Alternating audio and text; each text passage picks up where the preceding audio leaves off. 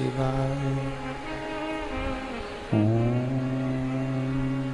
नमः शिवाय। ओम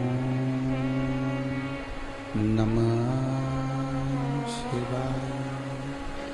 ओम नमः शिवाय। ओम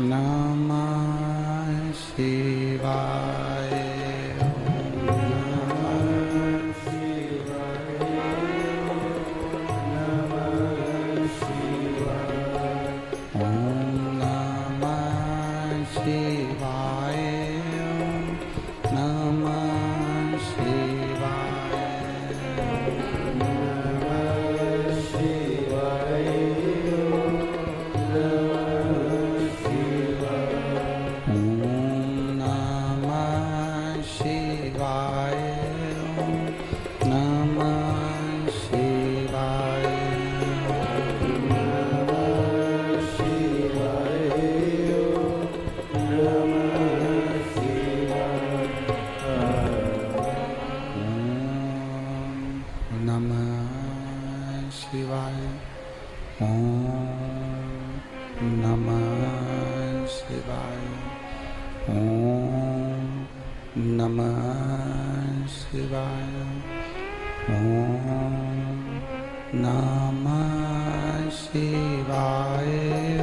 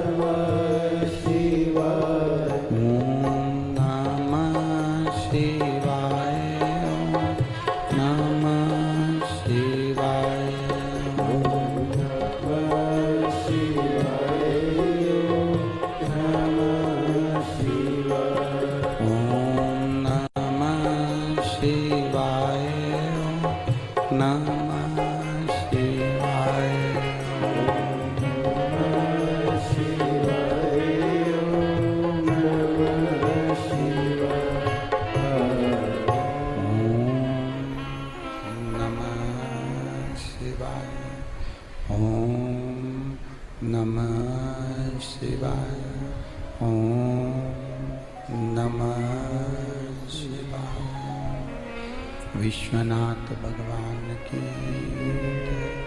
महाकालेश्वर भगवान की जय। ओमकारेश्वर भगवान की जय। चकलेश्वर महादेव की जय। गोपेश्वर महादेव की जय। भूतेश्वर महादेव की जय। वृंदावन बिहारी लाल की जय। कुबेरेश्वर महादेव की जय। हर हर महादेव, हर हर महादेव, हर हर महादेव। हर काशी विश्वनाथ ओगरदानी त्रिकालदर्शी कैलाशी अविनाशी भगवान शिव, जिनकी पुनित पावन पवित्र शिव महापुराण की कथा श्रवण करने का सौभाग्य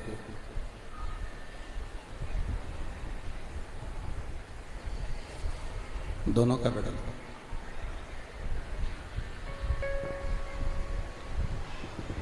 भगवान देवाधिदेव महादेव की कृपा से, करुणा से भगवान शिव की पवित्र पुण्यमय आनंदमय शिव महापुराण की कथा श्रवण करने का सौभाग्य प्राप्त हुआ है। भगवान देवाधिदेव महादेव त्रिकालदर्शी कैलाशी अविनाशी भगवान शिव जो संपूर्ण विश्व का कल्याण करने वाले हैं, संपूर्ण जगत का उद्धार करने वाले हैं।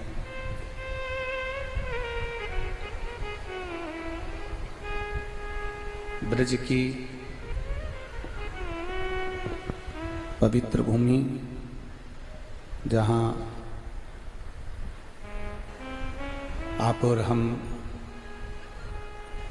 भगवान शिव की ये पवित्र शिव महापुराण की कथा दामोदर मास के अवसर पर, कार्तिक मास के इस पवित्र अवसर पर, आवाज ठीक नहीं है, ठीक नहीं आ रही है। पवित्र कार्तिक मास के अवसर पर भगवान शिव की यह पवित्र शिव महापुराण की कथा श्रवण करने का सौभाग्य आप और हमको प्राप्त हुआ है। बड़े भाग्यशाली हैं संपूर्ण क्षेत्र के वासी। वैसे तो भाग्यवान हैं आप सभी, क्योंकि ब्रज के निवासी हैं, ब्रज की पवित्र धरा पर आप विराजमान हैं। ब्रज की पवित्र भूमि पर आपका निवास है।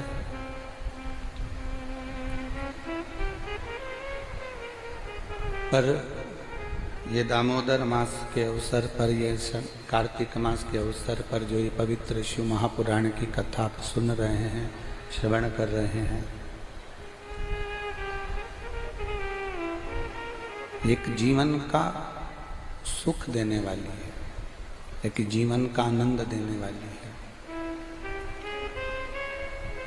कथा के मुख्य यजमान आयोजक परिवार श्री सुभाष चंद्र अग्रवाल जी बासैया, श्रीमती रेणु अग्रवाल जी, श्री सौरभ अग्रवाल जी बासैया, श्रीमती सोनल अग्रवाल जी एवं समस्त शिवभक्त परिवार कौशिकला जिला मथुरा, जो इस पवित्र शिव महापुराण की कथा का आयोजन करवाए हैं। एक बार श्री सुभाष चंद्र जी के लिए, श्री सौरभ जी अग्रवाल जी के लिए जोरदार ताली बजाकर स्वागत, वंदन, अभिनंदन।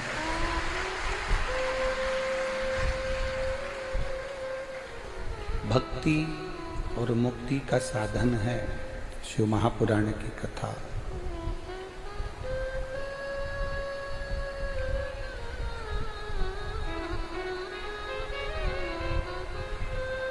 कहते हैं मुक्ति को ढूंढने के लिए अगर निकल रहे हो, मुक्ति को ढूंढना है, तो उसके लिए सबसे मूल है, सबसे प्रबल है, सबसे प्रथम है आपकी भक्ति।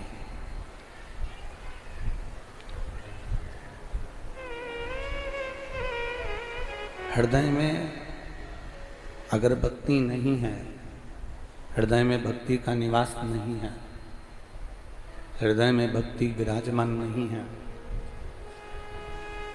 तो मुक्ति भी सरलता से मिलती नहीं है।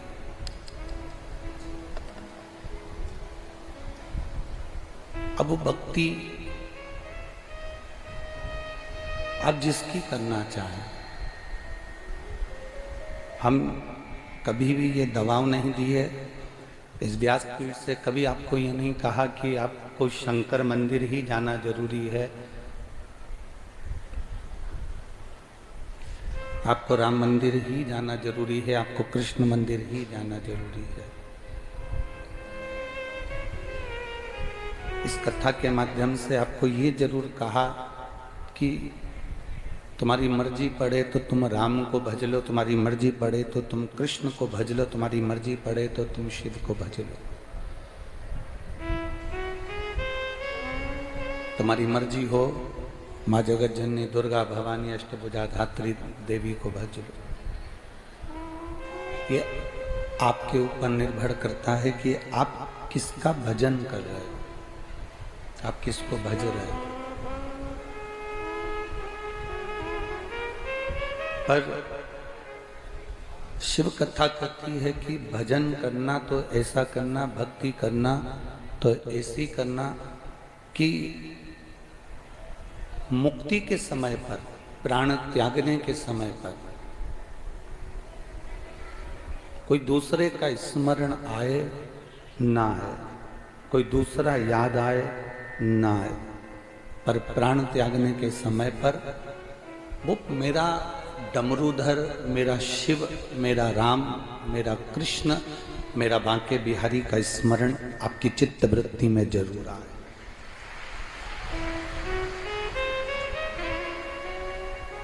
शहनाई की आवाज भी थोड़ी सी बढ़ा लो।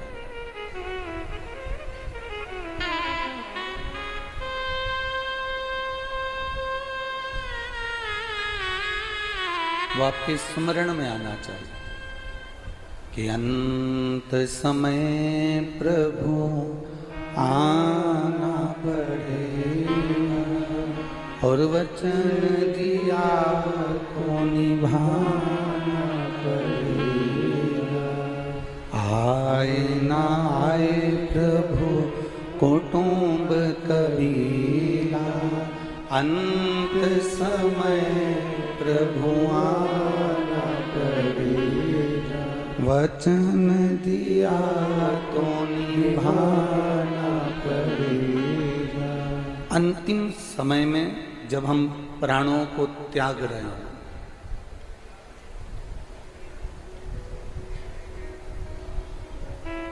उस समय पर उस परमात्मा का स्मरण जरूर। हम पहले एक बार कथा में कहे थे, आप लोगों के स्मरण में होगा, जितने लोग टीवी पर कथा सुनते रहे हों, जितने लोगों ने कथा का स्मरण किया हो, कथा श्रवण करी हो, तो उन्होंने भी अपनी चित्तवृत्ति में ये बात उतारी होगी, उन्होंने भी अपने भीतर ये बात को उतारा होगा। हमने एक बार कथा में पहले भी कहा है, पहले भी वर्णन किया है कि परमात्मा से, भगवान से ये प्रार्थना करते रहना चाहिए, भगवान से ये कहते रहना चाहिए कि हमारे आने की सूचना आप 9 महीने पहले दे देते हो। बोलो सही है कि गलत है? अरे जम के तो बोलो, सही है ना? भगवान से कहते रहना चाहिए कि हमारे आने की सूचना आप 9 महीने पहले दे देते हो।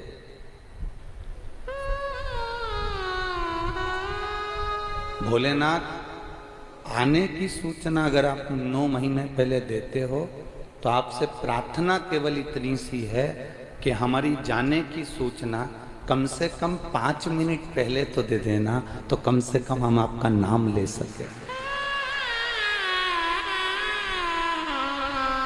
जब आने की सूचना 9 महीने पहले देते हो, तो जाने की सूचना भी 5 मिनट पहले मिले, तो हम आपका भजन कर सके, हम आपका स्मरण कर सके।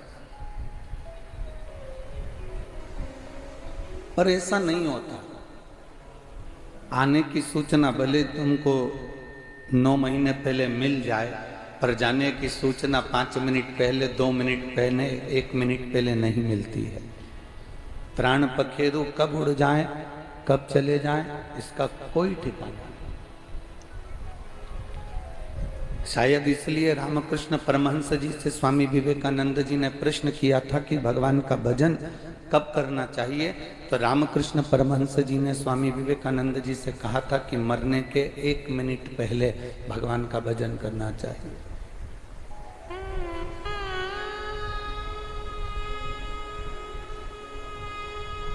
रामकृष्ण परमहंस जी ने जब कहा कि मरने के 1 मिनट पहले भगवान का भजन करो, तो स्वामी विवेकानंद ने कहा हमको कैसे मालूम पड़ेगा कि वो 1 मिनट कौन सा है?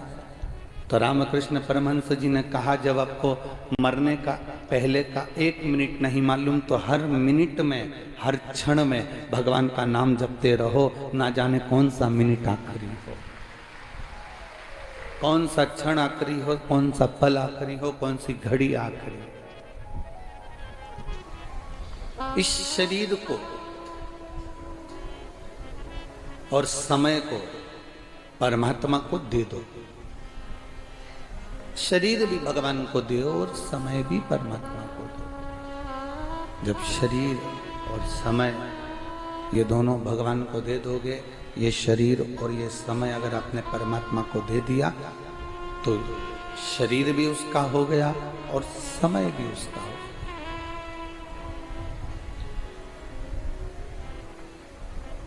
शरीर भी उसका, समय भी उसका। हम भगवान को बेलपत्र दे देते हैं, पुष्प दे देते हैं, भगवान को प्रसाद दे देते हैं, भगवान को चंदन दे देते हैं, भगवान को श्रीफल दे देते हैं, भगवान को पेड़ा दे देते हैं, भगवान को लड्डू दे देते हैं, भगवान को सारी सामग्री हम दे देते हैं। पर भगवान को हम दो चीजें नहीं दे पाते, एक ये शरीर और एक समय।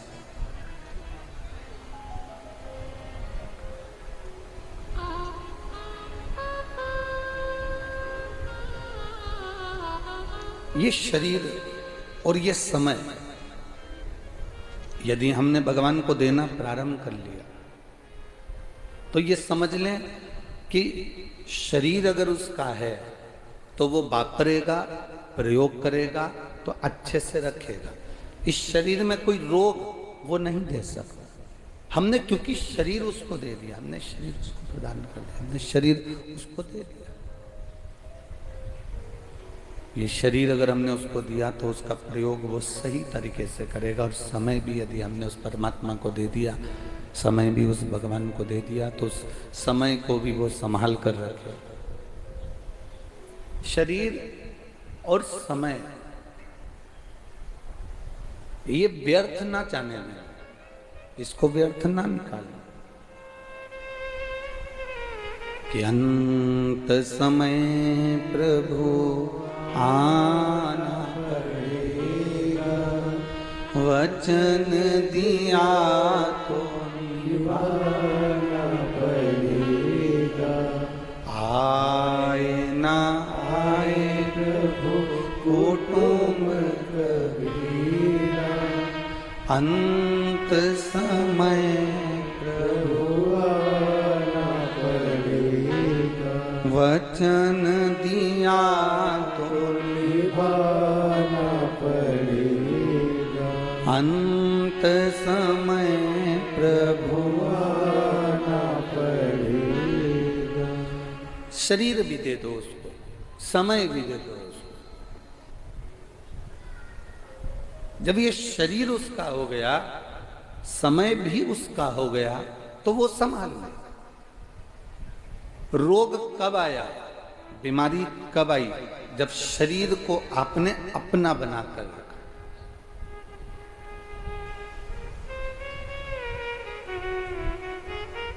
जिस समय आपने शरीर को परमात्मा का बना दिया, जिस समय आपने कह दिया कि ये भगवान का है, फिर कोई सोचना नहीं। अच्छा ईमानदारी से बोलो, ये ब्रज में कुछ मंदिर ऐसे हैं जहां पर भगवान कृष्ण के मोर पंख की पूजन होती है। बोलो है कि नहीं? अरे जम के तो बोलो। आप जाएंगे तो अटल्ला चुंगी के पास में एक मंदिर है जहां पर भगवान के मोर पंख की पूजन होती है। उससे आगे बढ़ेंगे तो वहां एक मंदिर है जहां पर भगवान की बंसी की पूजन होती है। अब आप लोग मथुरा में या वृंदावन में कभी गए हों, वृंदावन की अटल्ला चुंगी के पास में आप लोग पहुंचे हों, तो ऐसे ऐसे मंदिर हैं जहां भगवान के मोर पंख की पूजन हो रही है, जहां भगवान की बंसी की पूजन हो रही है, जहां भगवान के सुंदर छड़ी की पूजन हो रही है, जहां भगवान के सुंदर वस्त्र की पूजन हो रही है। सांप अगर निकलता है तो लोग उसकी भी पूजन करते हैं क्योंकि वो भगवान शंकर के आभूषण हैं। डमरू मिलता है तो हम डमरू की पूजन करते हैं क्योंकि वो भगवान शंकर के हाथ में रखा हुआ है। त्रिशूल मिलता है तो त्रिशूल की पूजन करते हैं क्योंकि त्रिशूल भगवान के हाथ में है। भगवान का स्पर्श बंसी का हुआ तो बंसी पूजा गई। भगवान का स्पर्श मोरपंख का हुआ तो मोरपंख पूजा गया, भगवान का स्पर्श छड़ी का हुआ तो छड़ी पूजा गई, भगवान का स्पर्श पीतांबर पर हुआ तो पीतांबर पूजा गया, भगवान का स्पर्श सांप पर हुआ तो सांप पूजाने लगा, डमरू का स्पर्श हुआ भगवान का तो डमरू पूजाने लगा, त्रिशूल का स्पर्श हुआ भगवान का तो त्रिशूल पूजाने लगा। शिव महापुराण की कथा कहती है भगवान के करीब में बंसी आई तो बंसी पूजा गई, भगवान के करीब में मोर पंख आया तो मोर पंख पूजा गया, भगवान के करीब में पीतांबर आया तो पीतांबर पूजा गया, भगवान के करीब में जब मोर पंख बंसी जो जो भगवान के करीब में आया वो पूजा गया, भगवान के करीब में सांप आया सांप पूजा गया, भगवान के करीब में डमरू आया डमरू पूजा गया, भगवान के करीब में त्रिशूल आया त्रिशूल पूजा गया, और भगवान के करीब में जब एक इंसान आ जाता है तो इंसान भी पूजा जाता है।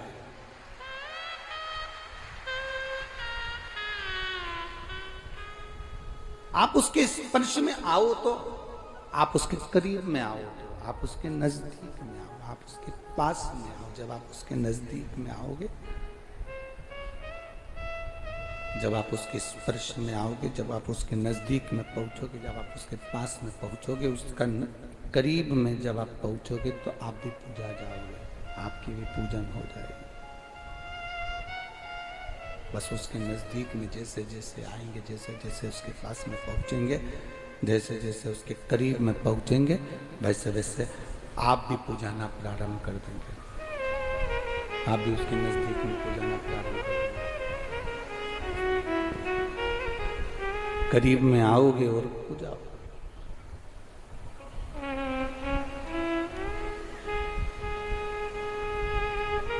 हम क्यों कहते हैं, सभी लोग मना करते हैं आप लोगों को कि शंकर भगवान के शिवलिंग का स्पर्श मत करो, बहुत बहसबाजी होती है, बड़े बड़े लोग उस टीवी पर बैठकर डिबेट करते हैं, कोई कोई यूट्यूब पर अपना अपना विचार डाल देता है, कोई फेसबुक पर, कोई इंस्टाग्राम पर अपने अपने विचार डाल देते हैं। शंकर जी का शिवलिंग छूना चाहिए नहीं छूना चाहिए, कोई बड़े बड़े बहुत विद्वान कोई कहेगा छुओ, कोई कहेगा नहीं छुओ, कोई कहेगा ऐसा करो, कोई कहे वैसा करो, कई लोग विरोध भी करेंगे कि शंकर जी पे चढ़ा हुआ जल मत पियो, कोई कहेगा शंकर जी का शिवलिंग का स्पर्श मत करो, कोई कहेगा बेलपत्री चढ़ी हुई ना खाओ। ये आपके ऊपर निर्भर करता है।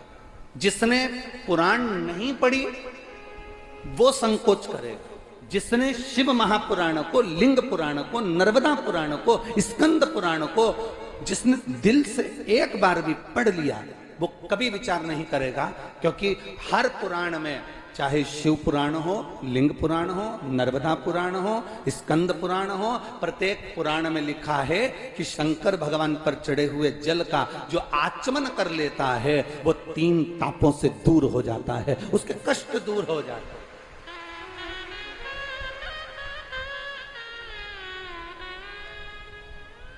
मेडिकल पे से दवाई लेकर खाओगे,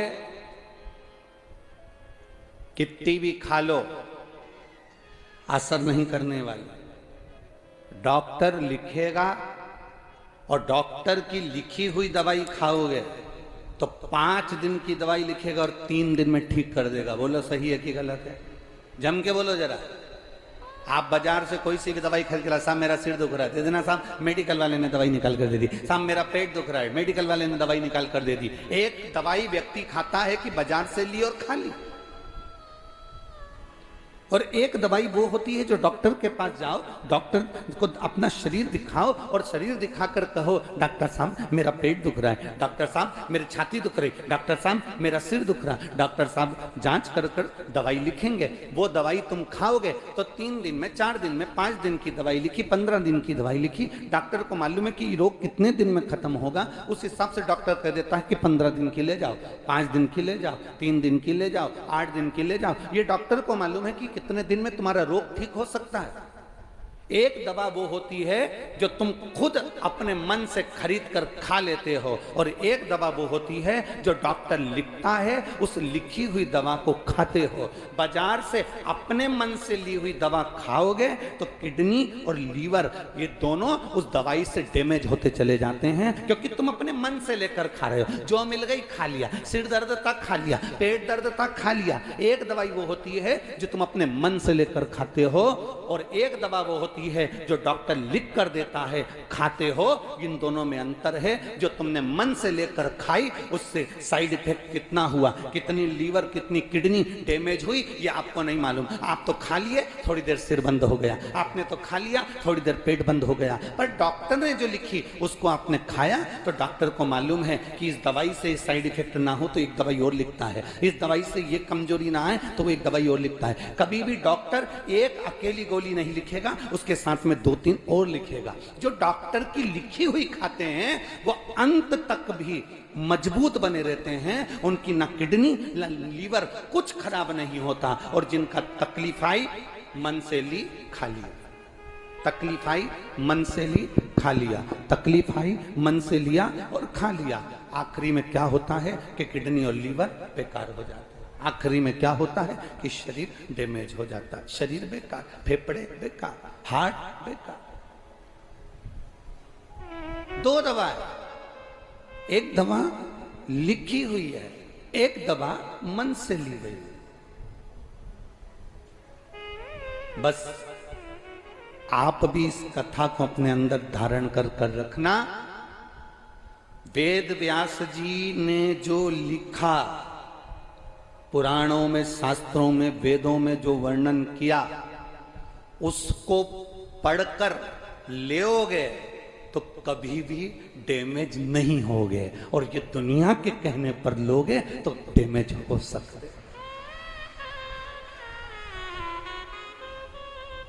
वेदव्यास जी ने जो कहा, वेदव्यास जी ने जो लिखा, वेदव्यास जी ने जो लिख दिया इन वेदों में, इन शास्त्रों में, इन पुराणों में, वेदव्यास जी जो लिख रहा है,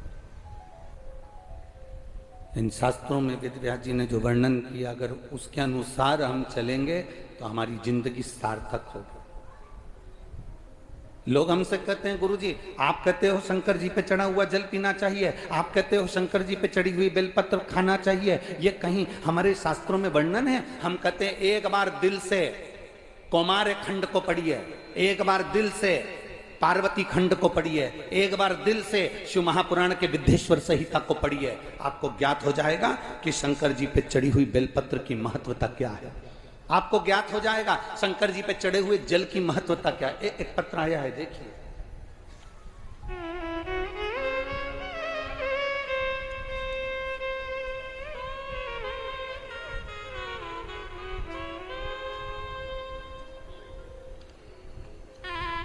ज्योति गौतम, राजेश गौतम मथुरा से हैं, कहीं बैठे हो तो हाथ हिलाइएगा। ज्योति गौतम, राजेश गौतम मथुरा से हैं, कहीं बैठे हो तो हाथ हिलाइएगा।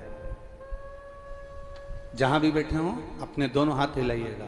ज्योति गौतम, राजेश गौतम मथुरा। मोबाइल नंबर ये है, तेरी कृपा बिना न हिले एक भी अणु, लेते हैं श्वास तेरी कृपा से तनु तनु। गुरुदेव, मेरा नाम ज्योति गौतम है, मेरे पति का नाम राजेश गौतम है।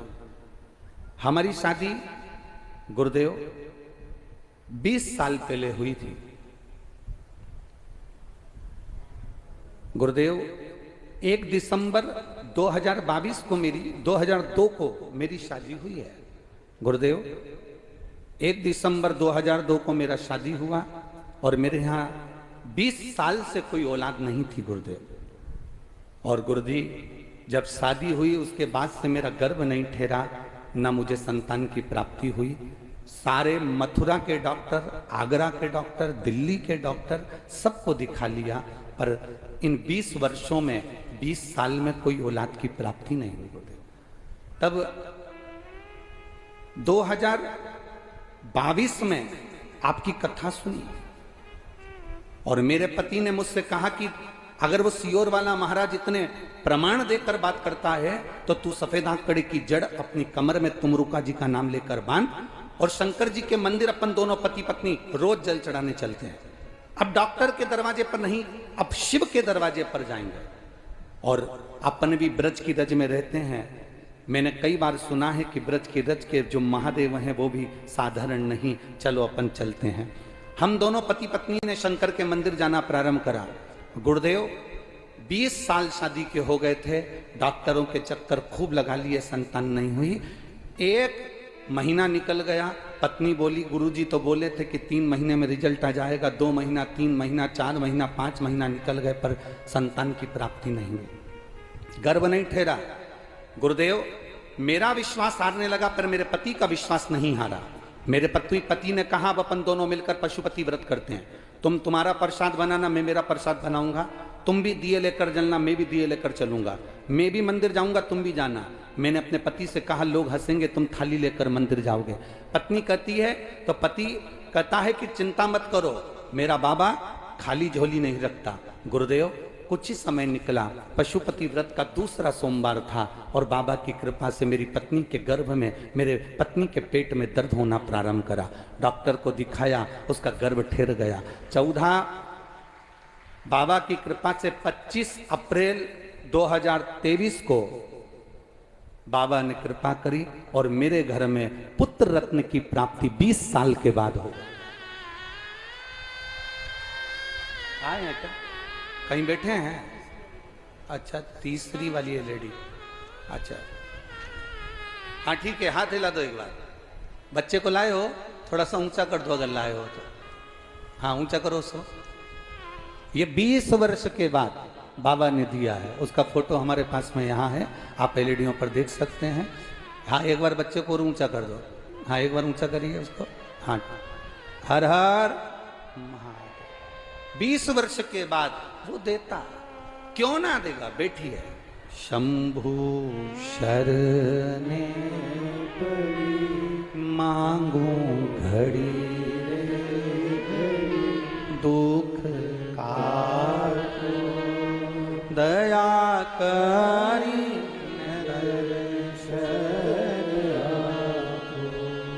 उनसे निवेदन है जो 20 साल के बाद लाला हुआ है उसको लेकर व्यासपीठ पर आए, थोड़ी सी जगह कर कर आप जरूर पहुंचे। हर हर शिव है वो घड़ी है वो शंकर। आप उसका स्मरण, आप उसका भजन, आप उसका कीर्तन, आप उसका मंत्र जाप, आप उसका नाम जाप, आप उसका हृदय से जब भजन करते हैं, कीर्तन करते हैं, मंत्र जाप करते हैं, नाम जाप करते हैं, स्मरण करते हैं तो वो सुख देता है, वो आनंद देता ही। साधारण नहीं है शिव, उसको पहचानना साधारण नहीं है, उसको जानना साधारण नहीं है। शिव कथा कह रहे हैं। जिस दिन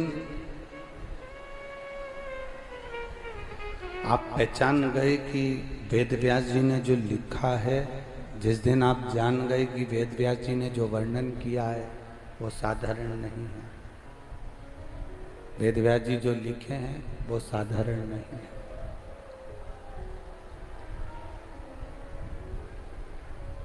वेद व्यास जी ने जो लिखा वो साधारण नहीं। जिसके मन में संशय हो क्या शंकर भगवान को जल चढ़ाने का फल मिल सकता है? अभी आपको कथा में कहा ये शरीर और ये समय दो शंकर जी को दे दो। क्या क्या चीज देना है? बोलो, जम के बोलो जरा। शरीर और समय। ये शरीर भी उसको दो।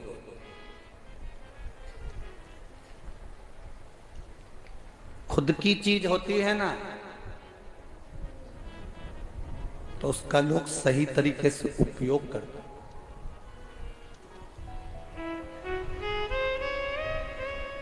धर्मशाला और होटल में क्या अंतर है? जम के बोलो जरा। धर्मशाला और होटल में क्या अंतर है? धर्मशाला में व्यक्ति जहां चलता है वहीं पान थूक देता है, धर्मशाला का प्रयोग लोग धर्मशाला के माध्यम से करते हैं और होटल का प्रयोग नहीं साहब। 2000 रुपये का रूम है, जरा सा भी कहीं इधर उधर पाए गए तुरंत 500 रुपये लिए जाएंगे, 1000 रुपये लिए जाएंगे, 2000 रुपये लिए जाएंगे। व्यक्ति को भय लगता है गलती हो गई, कोई चीज टूट गई, बेकार हो गई, 1000-2000 रुपये देना पड़ेगा, पैसा देना पड़ेगा। इसलिए लोग होटल का रूम सावधानी से प्रयोग करते हैं और धर्मशाला का रूम ऐसे ही प्रयोग करते हैं। धर्मशाला के रूम में होटल के रूम में अंतर है। जिस दिन आपने शरीर और समय शिव को दे दिया, तुम्हारा नहीं रहा, उसका हो गया। जब उसका हो गया तो उसको कैसे रखना है ये उस पर निर्भर करता। वो कैसे रखेगा ये उसके ऊपर निर्भर करेगा। एक लाइन आप लोग गुनगुनाते रहते हैं, हमेशा बोलते रहते हैं कि सीताराम सीताराम सीताराम कहिए, जाई विधि राखे राम ताई विधि रहिए। आप मुख से हमेशा ये बात गुनगुनाते रहते हैं कि जाई विधि राखे राम ताई विधि रहिए। जैसा राम रखे वैसा रहने का प्रयास करो, जैसा राम रखे वैसा रखो। ये हम गुनगुनाते रहते हैं, हम कहते रहते हैं, हम प्रयोग करते रहते हैं, हम बोलते रहते हैं, जैसा राम रखे वैसा रहिए। शरीर दे दिया भगवान को, समय दे दिया परमात्मा को। जब शरीर और समय परमात्मा को दे दिया, अब वो जैसा रखे, अब वो जैसा निभाएगा वैसा हम निभाएंगे, जैसा चलाएगा वैसे हम चलेंगे।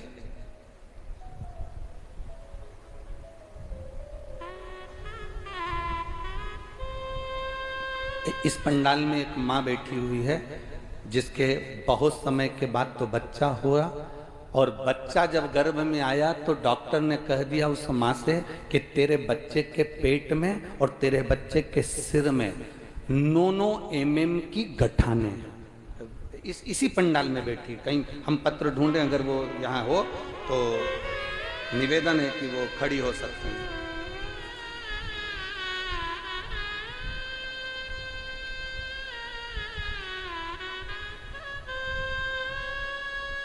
कहीं बैठी हो तो हाथ हिला सकती हैं। जिसके बच्चे के पेट में और सिर पर गठान थी गर्भाशय में।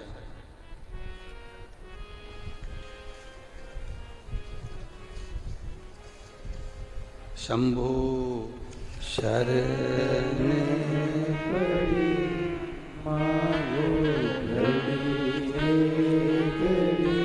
दुख काटो, दया करी ने दर्शन आपो। मैं विनीता देवी नई दिल्ली सोनिया बिहार की रहने वाली हूँ। कहीं बैठी हूँ तो हाथ हिला सकती हूँ। मैं विनीता देवी नई दिल्ली, मेरा मोबाइल नंबर ये है। मैं नई दिल्ली सोनिया बिहार की रहने वाली हूँ। गुरुजी शिव का मैं क्या वर्णन करूँ? कहीं बैठी हूँ तो हाथ हिला सकती हूँ। सोनिया बिहार नई दिल्ली, मैं क्या वर्णन करूँ? मेरी बहू प्रीति 5 महीने की गर्भवती थी। घर में सब दूर बड़ी खुशी थी कि इतने समय के बाद उसका गर्भ ठहरा है और 5 महीने का उसका गर्भ है।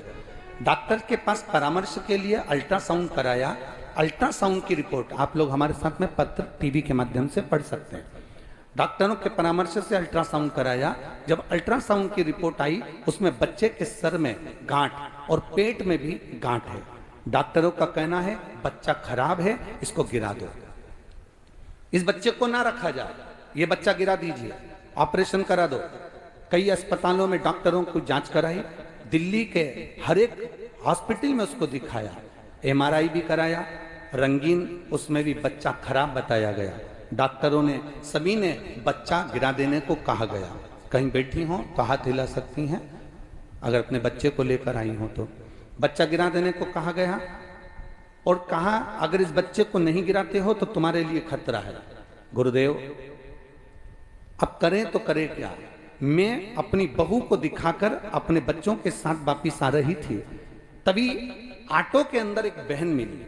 उसने कहा, जीजी क्या बात है, क्यों रो रही है तुम्हारी बहू? उसने कहा, मेरे बच्चा, इसके गर्भ में बड़ी मुश्किल से तो संतान आई और डॉक्टर के अनुसार इस बच्चे के सिर में भी गठान और पेट में भी गठान है, ये बच्चा गिराने को बोला है।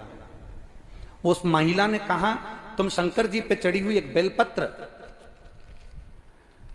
बेलपत्र रोज चढ़ाओ और रोज इस बहू को खिलाओ। शिव जी के ऊपर 1 लोटा जल चढ़ाओ, श्री शिवाय नमस्तुभ्यम का जाप करो।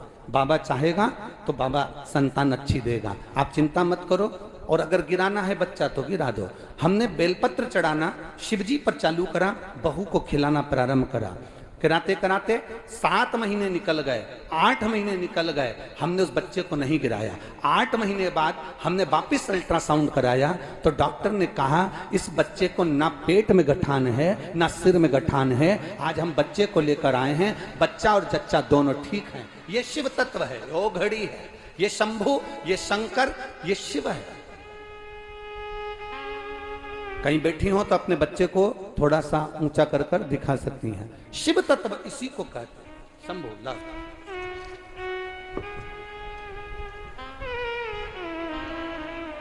जोरदार ताली बजाएं। 20 वर्ष के बाद बाबा ने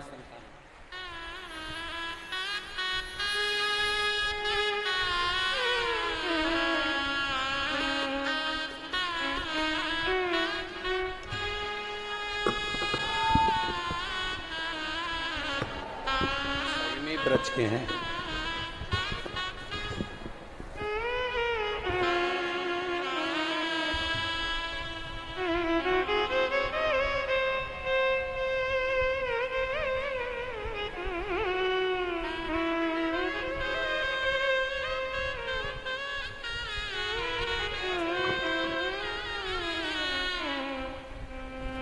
शंभु शरणे मांगू घड़ी रे घड़ी, दुख काटो दया करी दर्शन आपो। शिव कथा। फिर वही बात आ जाती है कि डॉक्टर लिखा है वो दवाई खाओगे तो ना किडनी ना लीवर ना शरीर कुछ भी डैमेज नहीं होगा, ना शरीर डैमेज होगा, ना किडनी डैमेज होगी, ना लीवर डैमेज होगा। डॉक्टर लिखेगा उस हिसाब से कि तुम्हारा शरीर ठीक रहे।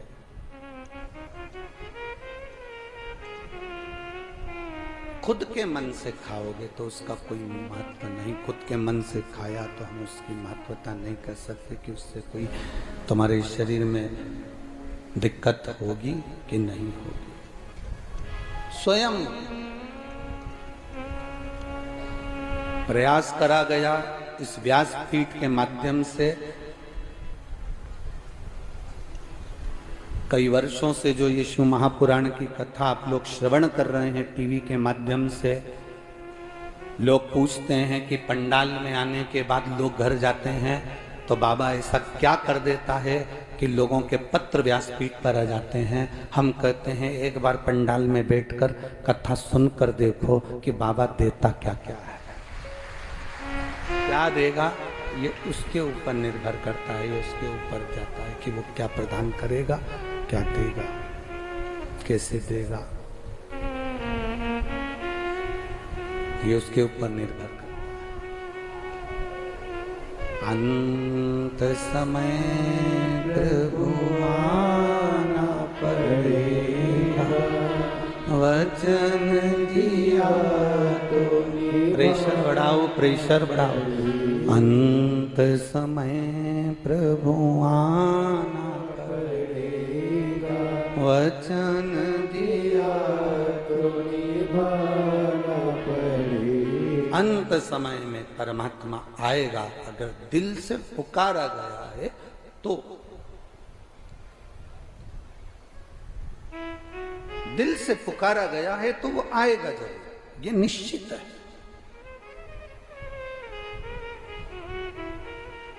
शिव कथा कह रहे हैं। बिछिया डब्बी में रखा हुआ अच्छा लगता है कि पांव की उंगली में पहना हुआ अच्छा लगता है। बोलो बोलो री जी जी, ओ ब्रज की जी जी, हाँ बोलो। बिछिया, बिछुड़ी, बिछवा डब्बी में रखा हुआ अच्छा लगेगा कि पांव की उंगली में पहना हुआ अच्छा लगेगा? पांव की उंगली में पहना हुआ अच्छा लगता है। उससे ये मालूम पड़ता है कि आप सौभाग्यवती हो, आप सौभाग्यशाली हो, सौभाग्यवती हो। आपके पांव की उंगली में वह बिछुआ पड़ा हुआ, आपकी पांव की उंगली में वह बिछुड़ी पड़ी हुई है। उससे ये मालूम पड़ता है कि आप सौभाग्यशाली हो, आप सौभाग्यवती हो। उसमें आपकी सुंदरता भी पड़ती है। वो डब्बी में अच्छा नहीं लगेगा, वो डब्बी में श्रेष्ठ नहीं लगेगा, उसमें डब्बी में उसकी सुंदरता नहीं आएगी।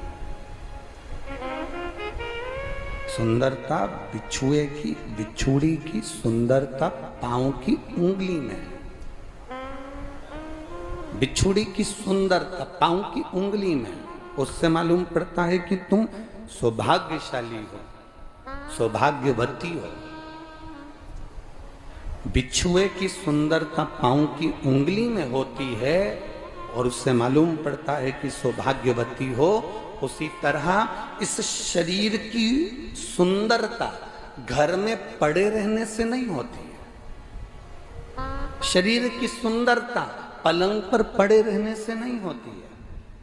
तुम्हारे घर में तुम्हारा बेटा, तुम्हारे घर में तुम्हारा पति, तुम्हारे घर में तुम्हारी पत्नी, तुम्हारे घर में तुम्हारा ससुर, तुम्हारे घर में तुम्हारी सास, तुम्हारे घर में तुम्हारी बेटी, तुम्हारे घर में घर का कोई व्यक्ति पलंग पर पड़ा हुआ है और घर में पलंग पर केवल पड़ा ही रहता है। जब देखो जब पड़ा ही मिलता है तो तुम्हें अच्छा लगेगा क्या?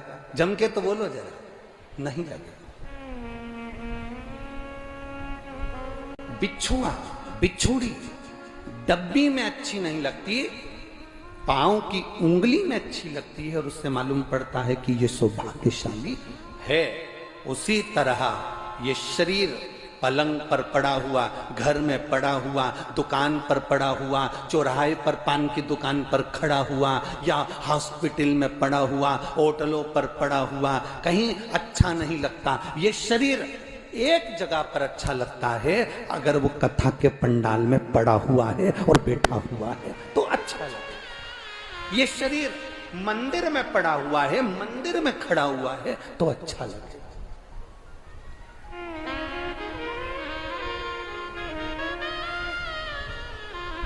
जैसे बिछुड़ी पहनने के बाद नारी सौभाग्यवती कहलाती है, उसी तरह रोज रोज मंदिर जाओ, रोज रोज कथा में जाओ, रोज रोज पंडाल में जाओ, कथा श्रवण करने जाओ, तो जैसे नारी की बिछुड़ी देखकर उसको सौभाग्यवती कहा जाता है, आप कथा सुनने के लिए रोज जाओ तो लोग भी आपका नाम चेंज कर देंगे। ये आ गया शंकर जी का भगत, ये आ गया महाराज जी का भगत, ये आ गया पुजारी जी, ये आ गया पंडित जी, ये आ गया ये जी भगत जी। लोग आपका नाम चेंज कर।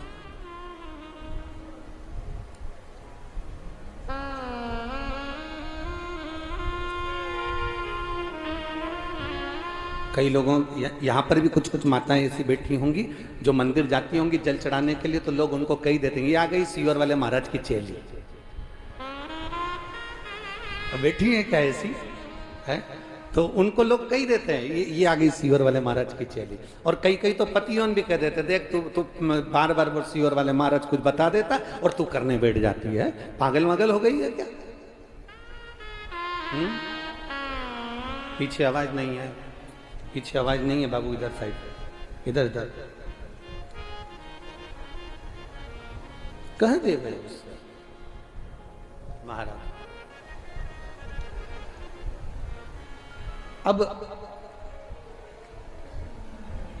बिछुड़ी पहन लेने पर मालूम पड़ जाता है कि आप सौभाग्यवती हो। डब्बी में बिछुड़ी अच्छी नहीं लग रही है, पांव में अच्छी लग रही है। चौराहे पर खड़े हुए आप अच्छे नहीं लग रहे हो, पलंग पर पड़े हुए आप अच्छे नहीं लग रहे हो, 24 घंटे घर के पलंग पर पड़े रहो तो अच्छे नहीं लग रहे हो।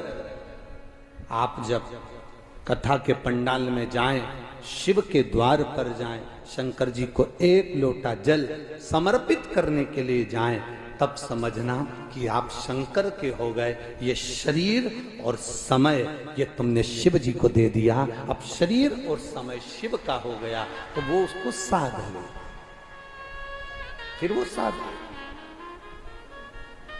उसको साध लो।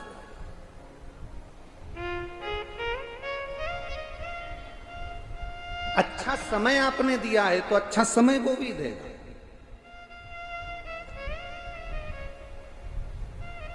ब्रह्मा जी का सिर कट गया तो ब्रह्मा जी ने क्या झूठ बोलना छोड़ दिया था?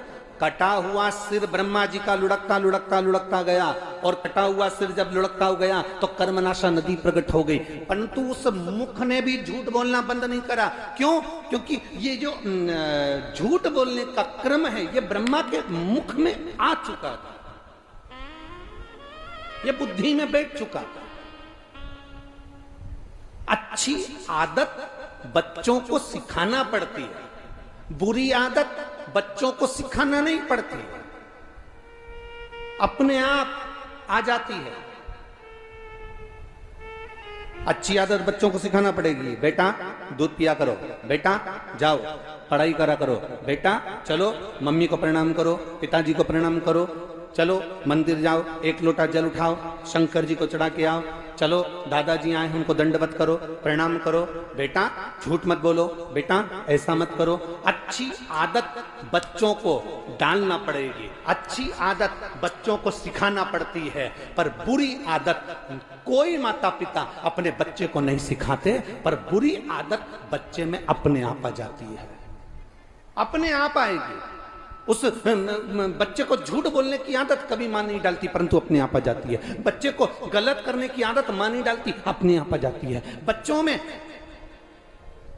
एक दूध पीने की आदत मां डाल रही है, पर कोई दुनिया की मां नहीं होगी जो अपने बच्चे के हाथ में मदिरा की दारू की बोतल पकड़ाती होगी, बुरी आदत डालती होगी। कोई संसार की मां नहीं होगी।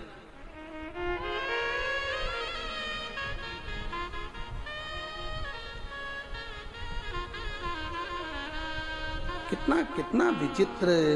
अभी एक बार कहीं कथा चल रही थी और वहां पर कोई शंकर भगवान की कोई यात्रा जा रही थी, उस यात्रा में गाना बज रहा था कि भोला भांग तुम्हारी मैं घोटत घोटत हारी। वहाँ भजन वो गाड़ी में वो डीजे में गाना चल रहा था और लोग उसको नाच रहे थे और गा रहे थे। और फिर बाद में एक दूसरा कोई गाना आया कि पार्वती जी भांग घोट के शंकर जी को पिला रही हैं। अरे भैया, मेरी माता पार्वती इस पृथ्वी पर निवास करती है, मेरी माता पार्वती वो भी स्त्री है, मेरी माता पार्वती वो भी नारी है। मेरे भारत की नारी अपने पति को जब तंबाकू खाने नहीं देती तो माता पार्वती क्या भांग घोट कर देगी?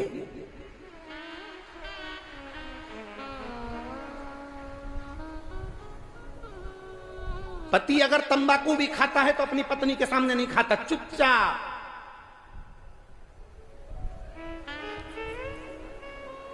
चुपचाप। ऐसी कौन सी नारी बैठी है इस पंडाल में? ये लाखों की भीड़ है, लाखों की भीड़। ब्रज क्षेत्र की ये शिव पुराण एक पंडाल नहीं, एक पंडाल वो वाला गिन लो जो टेंट का लगा, दूसरा, तीसरा, चौथा, पांचवा, और पूरी भक्त जो बाहर बैठे हैं बिना पंडाल के। जरा अंदाजा लगाइए, लाखों की भीड़ में ऐसी कौन सी नारी बैठी है जो अपने पति को मदिरा पीने के लिए देती होगी? कौन सी नारी बैठी है जो अपने पति को तंबाकू खाने को देती होगी? ऐसी कौन सी नारी बैठी है जो अपने पति को गांजा पीने को देती होगी? ऐसी कौन सी नारी बैठी है जो अपने पति को चरस पीने को देती होगी? ऐसी कौन सी नारी बैठी है जो अपने पति को जहर पीने को देती होगी? भारत की भूमि पर कोई नारी अपने पति को तंबाकू नहीं देती, भारत की भूमि पर कोई नारी अपने पति को मदिरा पीने को नहीं देती, भारत की भूमि पर कोई नारी अपने पति को गांजा पीने को नहीं देती, तो मेरे पार्वती मैया भी शंकर भगवान को जहर नहीं दे सकती, ये निश्चित।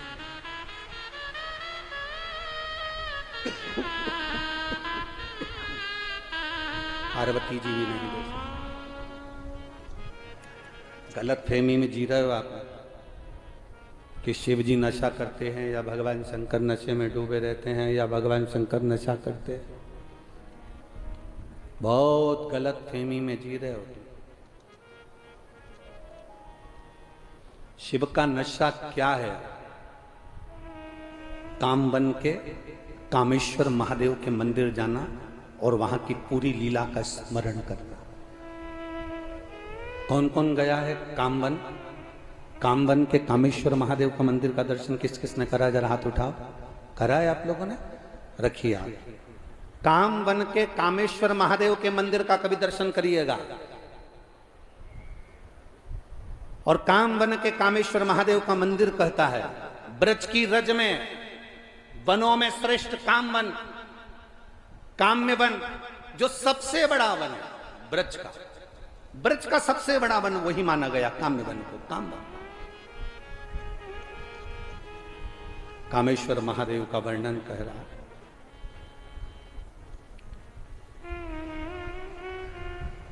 ये गलत भ्रांतियां लोगों ने भर दी। शंकर जी तो भांग पीते हैं, शंकर जी तो गांजा पीते हैं। शिव जी का फोटो बना दिया चिलम लगाते हुए, शंकर भगवान का फोटो बना दिया भांग घोटते हुए, शंकर भगवान का फोटो बना दिया माता पार्वती के साथ भांग का लोटा लिए हुए। ये गलत, तुम्हारी सोच से परे है। ये चित्र बनाने वाला कुछ भी बनाए, उस चित्र की मूलता नहीं है। क्योंकि मेरा महादेव कभी नशा नहीं करता। अगर वो नशा करता है तो कभी कामवन में जाकर देखना कामेश्वर महादेव को, जहां पर माता पार्वती जी भगवान शंकर के सम्मुख में कामवन की उस धरा पर ब्रज के श्रेष्ठ वन में, काम्य वन में, कामवन के अंदर मां पार्वती जी तप करने के लिए बैठ गई। जब माता पार्वती जी तप करने के लिए बैठी, मां पार्वती जब तप में लीन हुई, माता पार्वती जी जब तप में लीन होती हैं, तप करने के लिए बैठती हैं। जब तप में माता पार्वती जी डूब जाती हैं, जब तप में मां पार्वती जी बैठ जाती हैं, देव अधिदेव महादेव उनको ढूंढने के लिए निकलते हैं। शिव जी पार्वती को ढूंढ रहे हैं। माता पार्वती जी को शंकर भगवान ढूंढ रहे हैं।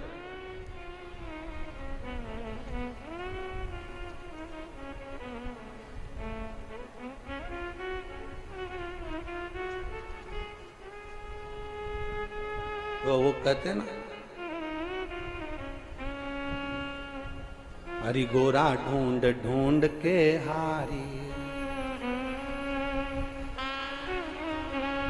और नहीं मिलते त्रिपुरारी।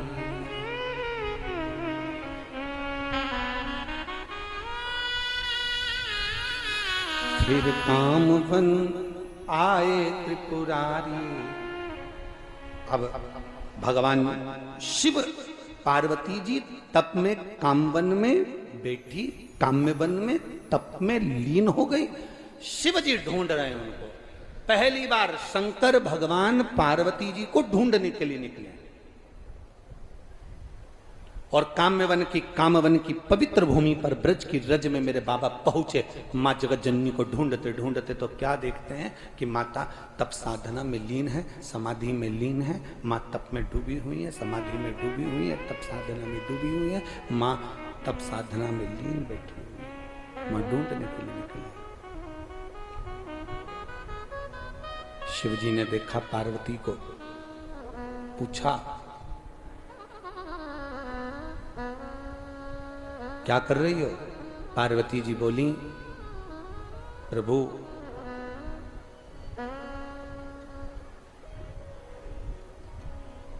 चौबीस घंटे आप नेत्र बंद करके बैठे रहते हो, किसकी आराधना करते हो, किसका भजन करते हो, किसका स्मरण करते हो, वो मुझे जानना है।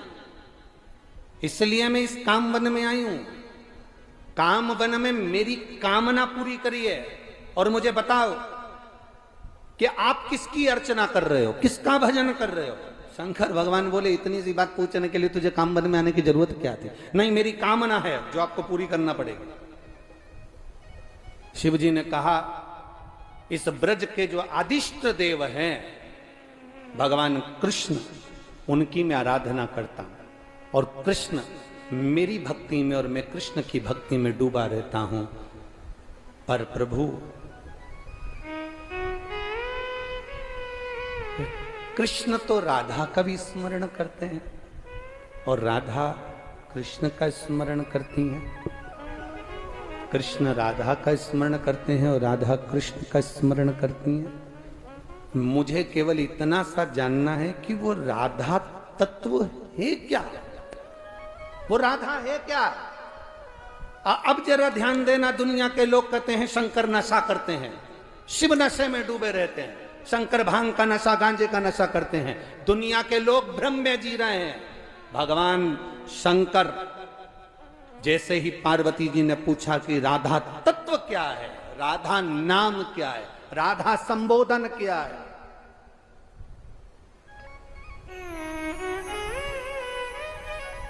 शिव कुछ देर मौन होकर बैठ गए और भगवान कृष्ण की भक्ति में डूब गए। फिर पार्वती जी ने स्पर्श कर शंकर भगवान को हिलाया। मैं आपसे पूछ रही हूं राधा है कौन, राधा तत्व क्या है, राधा संबोधन क्या है। तब भगवान शंकर कहते हैं राधा का गुणगान तो शंकर कहते हैं मैं नहीं कर सकता। तो तुम नहीं कर सकते तो फिर कौन करेगा। शंकर भगवान कहते हैं कि मेरे दिल में जो कृष्ण बसा है उस कृष्ण को मैं राधा का गुणगान करने के लिए आमंत्रित करता हूं। मेरे दिल में जो कृष्ण बसा है, मेरे हृदय में जो श्याम बसा है, मेरे हृदय में जो कान्हा बसा है, वो गुणगान करेगा। आप पहचान